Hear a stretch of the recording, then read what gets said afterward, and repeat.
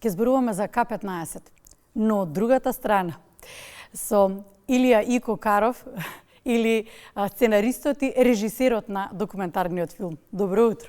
Добро утро, Јована. Задоволство ми е и чест ми е што зборуваме за нешто што нашево општество не само што му треба да го види од другата страна, за тие култни ликови, туку и да се навратиме малку на 90-тите, кога беше во полник К-15 и кога со душа знаеше да не насмее да ни го расположи денот. Сега, како ви успеавте да го поставите драматуршкиот, наративниот концепт на документарецот? И колку ви дозволија сам да го направите истото? Воопшто никој не се замеша. Ова не ми се верува. Да, не, дефинитивно. Не можам да поверувам, добро. Ќе му убедите до крајот. Да, мислам, апсолутно никој не се замеша, ниту продуцентите, ниту тројца главни протагонисти у случајот. Едноставно рекоа, ај направи добар филм.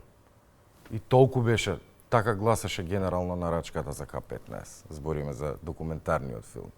Тешко или лесно беше за вас со оглед на тоа дека вие растевте со нив како син на Бубо Каров или Цацко, знаејќи ги сите предизвици, знаејќи ги сите убавини, сите маки, се она што низ годините помина?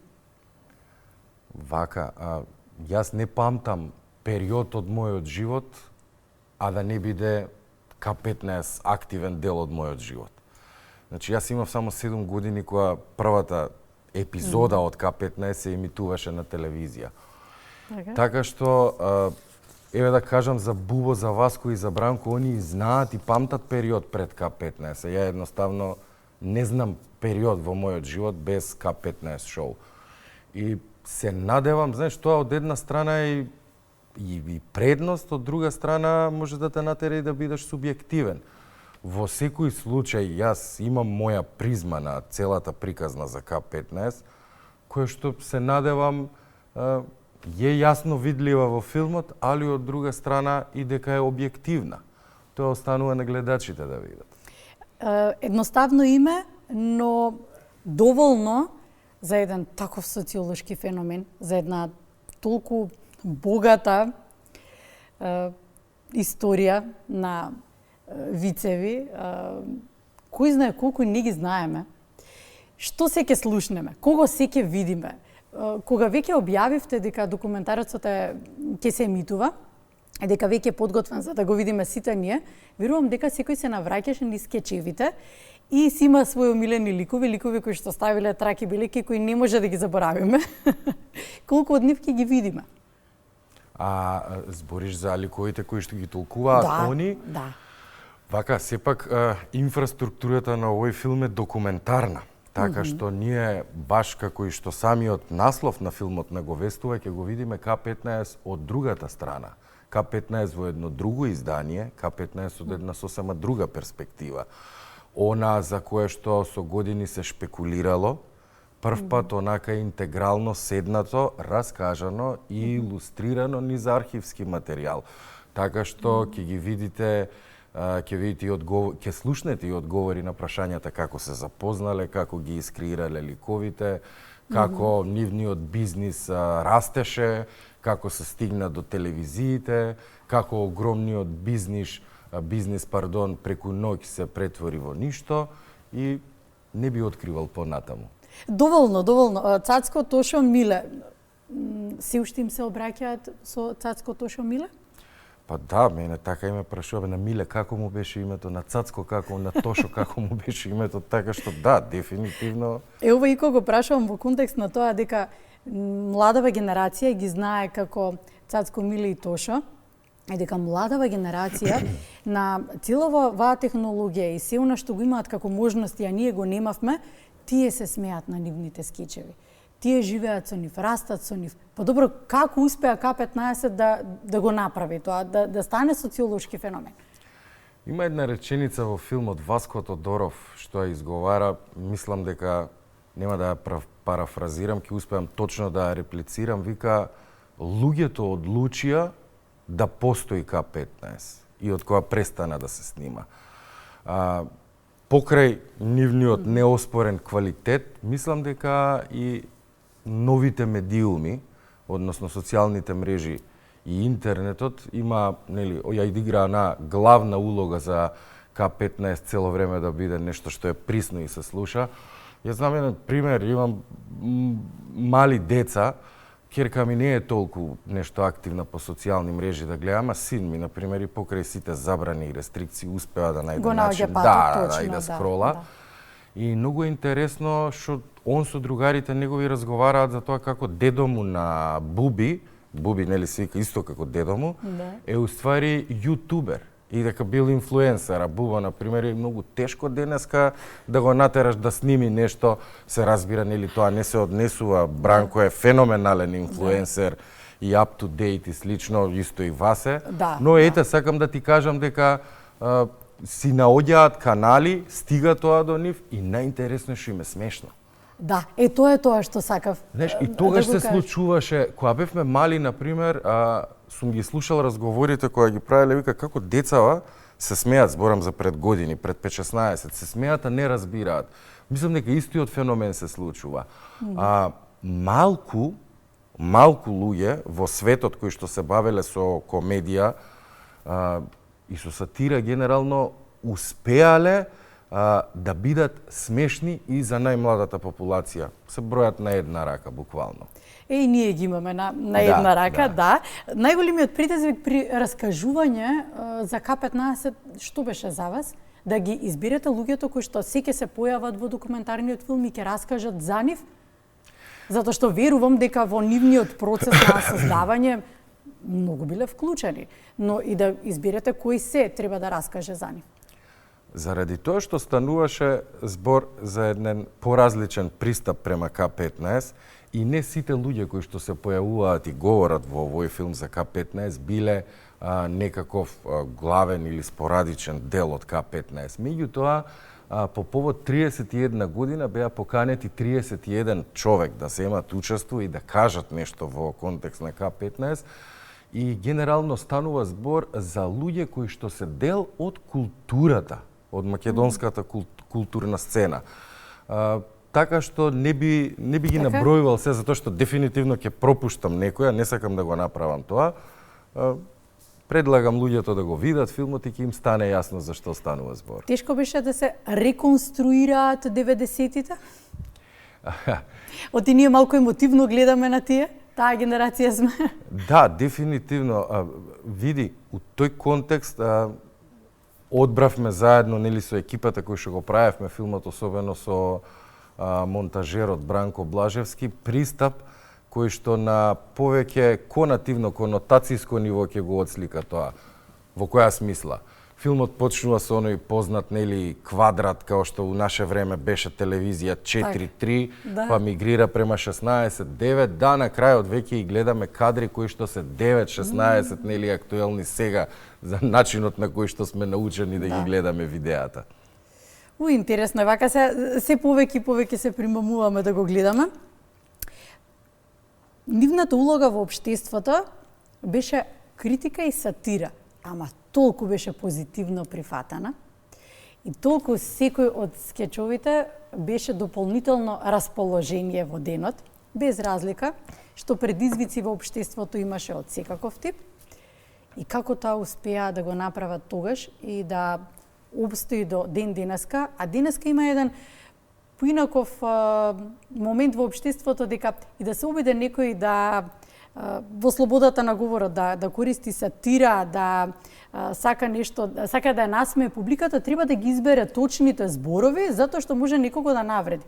Тогаш воопшто не се гледаше на зборовите дека тие може да навредат некого. Туку напротив, беа најпозитивно прифатени. Таа перцепција, таа промена од тогашното време, повторно 90-тите и денеска. Да, те разбирам точно што сакаш да ме прашаш. Мислам дека, и предходно имам кажано јавно, ние сме едно мало општество кое што нема многу генерации за жртвување. И мислам дека кога прифаќаме работи од социјални експерименти од Западот, кои што најчесто ни се претумбуваат и одсликуваат во законите, кои што и мислам многу неразмислено често знаеме безкомпромисно да ги донесеме и прифатиме, водат до едно обезличување на нашето општество. Мислам, само ви кажам една работа, Скопје некогаш беше град на диското и град на забавата. Да, го паметиме тоа време. Сигурен сум јас. Ти сме генерација и се знаеме многу долго, затоа и прости што не те персирам, уште од кога почнавме да разговараме. Во тој контекст, мислам, например, дека, знаеш како, дури не знам кои зборови да ги одберам, за да бидам доветно политички коректен согласно денешните времења. Да.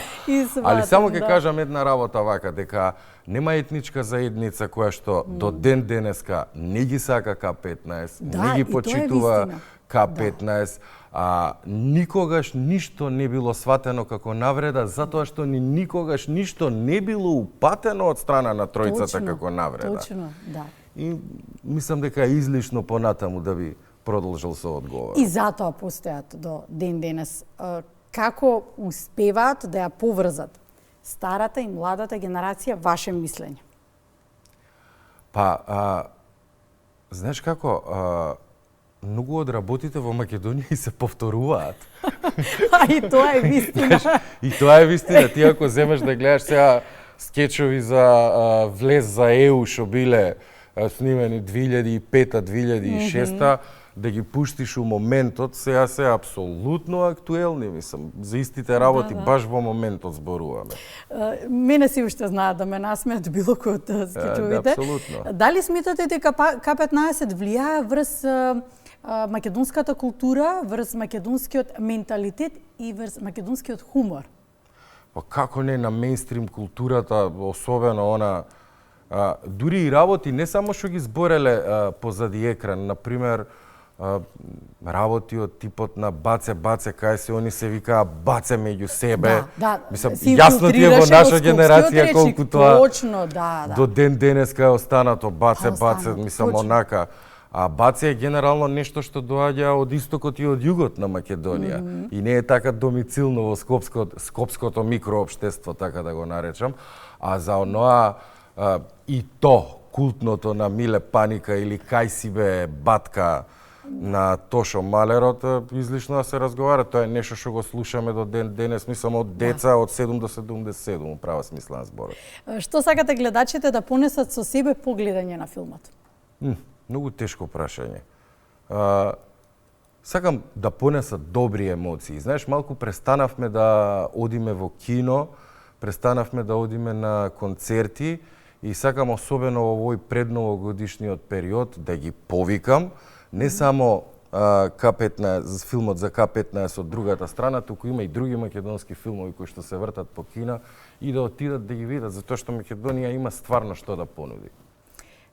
Кога сме веќе на темата, вашиот документарен филм 1000 години Бигорски беше еден таков голем предизвик, со кој што без да размислите го земавте предизвикот и успешно го изработивте. Траеше години. Траеше. И короната не зафати. Тоа е еден од најдолгите и да речам, и дури длабоко вдишав кога го спомнав, интересен процес, дефинитивно. Сето тоа си сплатела, затоа што вроди со таков плод. И може сега да кажеме колку прегледи на YouTube веќе достигна? Првиот македонски филм кој што го раситни милионот. Над милион гледаност има во моментот. Значи нема кликови, него по онаа статистика што можеме да го видиме, е буквално изгледан од милион луѓе. Се чувствувате горд? Па, мислам дека сите се чувствуваме горди во оваа прилика. Сакам да ги поздравам и да се заблагодарам на целиот тим кој што и на двата филма работеше. Тоа е директорот на фотографија Илија Жоговски, монтажа и постпродукција Бранко Блажевски, камера 1 и камера 2 Никола Грнчаров и Стефан Рајхал. Доволно споменато луѓе да заслужат почит, но и за вас. Влеговте во еден таков процес, го постигнавте тоа што го постигнавте и чувствувавте потреба дека ви треба нешто ранг тоа да ја продолжите традицијата? Затоа што ова што го направивте со документарниот филм е рангот на некој голем предизвик со кој што ќе го прифатите и треба да влезете во тоа и да ви дозволат, а рековте ви дозволиле, да дадете и свој печат. Да, и тоа веројатно беше и најголемиот товар, ама мислам дека тоа е за сите работници од културата, без разлика дали е музичар, режисер или актер. Секоја следна превземена обврска да биде во најмала рака како претходната успешна. Иако не верувам дека треба сите оние продукти кои што ги правиме да бидат нели најдобри во текот на животот, а за филмот К15 сепак ќе оставам да каже публиката. Ќе кажеме за кусо, ќе кажеме ситниме, кога точно го гледаме? Почнувајќи од 5, значи карти може да се купат на kupikarta.com. Сите заинтересирани нека поидат на вебсајтот, ќе може да видат и точни податоци и се. Се согласивме дека имаме убави работи во Македонија кои што вреди да ги покажеме. Се согласивме дека нашиот менталитет со оглед на тоа како е прикажан во светски рамки, дека нуди има можности од многу повеќе од тоа што имало можност светот да види. Кој е вашиот следен предизвик? Си ставате пред себе задачи? Си ставам, но во принцип во оваа фаза кога сум како сеа, гледам да останам во моментот. Не сега што сакам да ти кажам. Мислам дека е многу битна работа човек да не живее толку во минатото и во иднината, него да остане присутен во моментот. Во исчекување од другата страна на К15, благодарам. Благодарам што успеавме да откриеме малку повеќе и уште повеќе да заинтересираме, а верувам дека ќе се наполнат салите и верувам дека ќе се надминат границите од претходниот документарец со следниот, а посакувам и така да биде и во традиција. Ти благодарам, Јована, за поканата.